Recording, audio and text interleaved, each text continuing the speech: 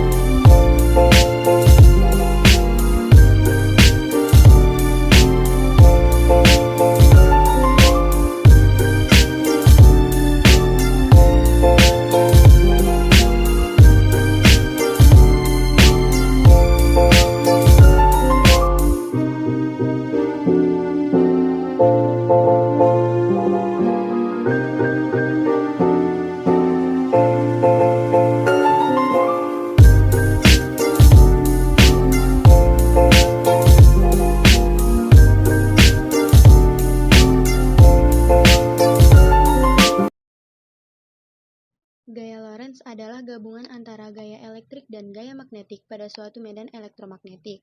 Gaya Lorentz ditimbulkan karena adanya muatan listrik yang bergerak atau karena adanya arus listrik dalam suatu medan magnet. Arah dari gaya Lorentz selalu tegak lurus dengan arah kuat arus listrik dan induksi magnetik yang ada. Nama Lorentz sendiri adalah sebuah nama yang diambil dari nama belakang seorang ahli fisika yang berasal dari Arnhem, Belanda, yakni Hendrik Anton Lorentz. Hendrik Anton Lorentz meneliti tentang interaksi, yaitu sebuah penghantar berarus yang diletakkan di dalam sebuah medan magnet. Dari penelitian tersebut akhirnya menghasilkan sebuah gaya yang kemudian diberikan nama gaya Lorentz. Rumus gaya Lorentz pada kawat berarus listrik. Jika sebuah kawat penghantar dengan panjang L yang dialiri arus listrik sebesar I, kemudian kawat tersebut diletakkan pada daerah yang dipengaruhi oleh medan magnet B, maka kawat tersebut akan mengalami gaya Lorentz yang besarnya dipengaruhi oleh besaran medan magnet, kuat arus, dan sudut yang dibentuk oleh medan magnet dan arus listrik. Oleh karena itu, gaya Lorentz dirumuskan menjadi F Lorentz sama dengan B kali I kali L kali sin alfa. Rumus gaya Lorentz pada kawat sejajar berarus listrik. Apabila ada dua buah kawat lurus berarus listrik yang diletakkan sejajar berdekatan pada sebuah medan magnet, akan mengalami gaya Lorentz yang berupa gaya tarik-menarik jika arus listrik pada kedua kawat tersebut searah, dan gaya tolak-menolak jika arus listrik pada kedua kawat tersebut berlawanan arah. Rumusnya adalah F1 sama dengan F2 sama dengan F sama dengan μ0 dikali I1 dikali I2 dikali L dibagi 2pi kali A. Gaya Lorentz pada muatan bergerak dalam medan magnet. Gaya Lorentz tidak hanya dialami oleh kawat, tetapi dialami juga oleh muatan listrik yang bergerak. Jika muatan listrik Q bergerak dengan kecepatan V di dalam sebuah medan magnet B, maka muatan listrik tersebut akan mengalami sebuah gaya Lorentz yang besarnya dapat dirumuskan sebagai berikut. F dikali L sama dengan Q dikali V dikali B dikali sin alfa. Penerapan gaya Lorentz pada kehidupan sehari-hari salah satunya yaitu pada motor listrik. Motor listrik adalah alat yang berfungsi untuk mengubah energi listrik menjadi energi mekanik atau energi gerak. Mobil-mobilan, kipas angin, mesin cuci, blender, tape recorder, atau CD player adalah sebagian dari contoh barang-barang yang menggunakan motor listrik sebagai bagian utamanya. Bagaimanakah cara kerja motor listrik? Desain alat. Cara membuat motor listrik sederhana. Alat dan bahan: baterai besar, kabel tembaga, 2 jarum jahit, tanah liat atau malam, sil tape hitam, pisau, magnet melingkar kecil, dan isolasi bening. Langkah kerja. 1. Buat lingkaran kawat kabel, lingkaran kawat secara erat dan rapi di sekitar 30 kali putaran.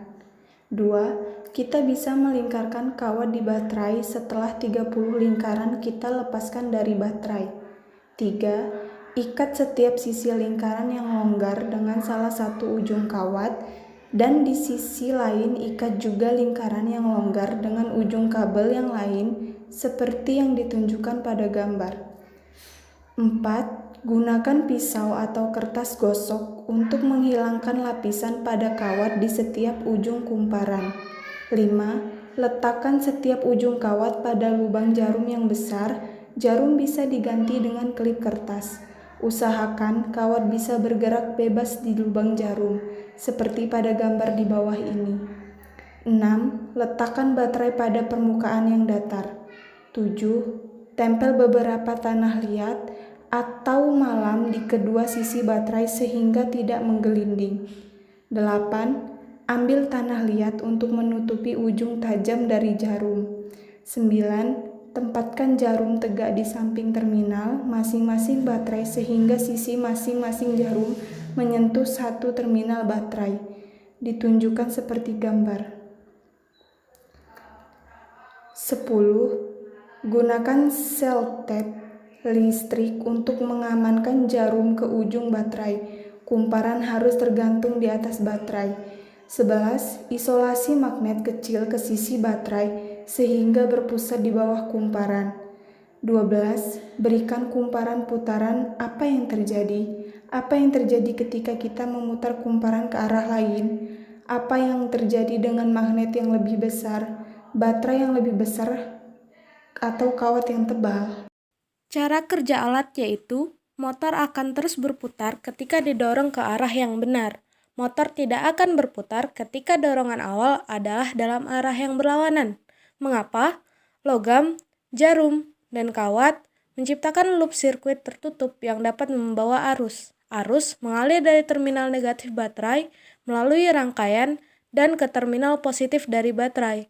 Saat ini dalam sebuah loop tertutup juga menciptakan medan magnet sendiri yang dapat Anda tentukan dengan aturan tangan kanan.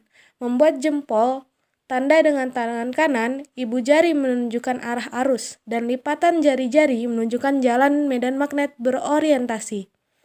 Dalam kasus ini, perjalanan melalui kumparan yang dibuat disebut angker motor.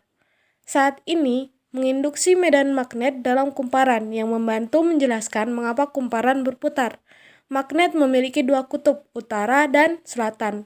Interaksi utara-selatan tetap bersama-sama, dan utara-utara dan selatan-selatan interaksi saling tolak-menolak.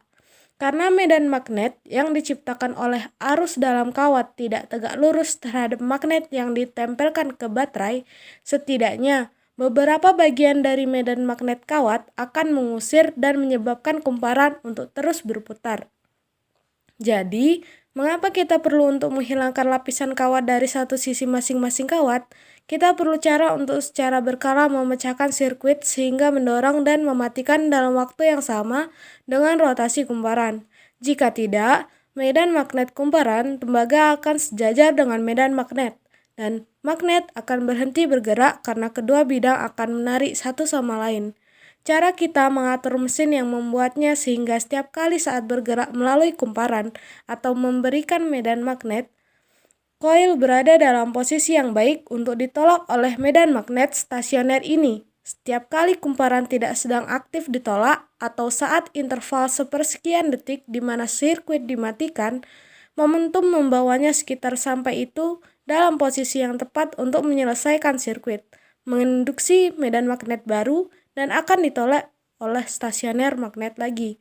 Setelah bergerak, kumparan dapat terus berputar sampai baterai sudah mati. Alasan bahwa magnet hanya berputar di satu arah karena berputar ke arah yang salah tidak akan menyebabkan medan magnet untuk saling tolak, tapi saling menarik.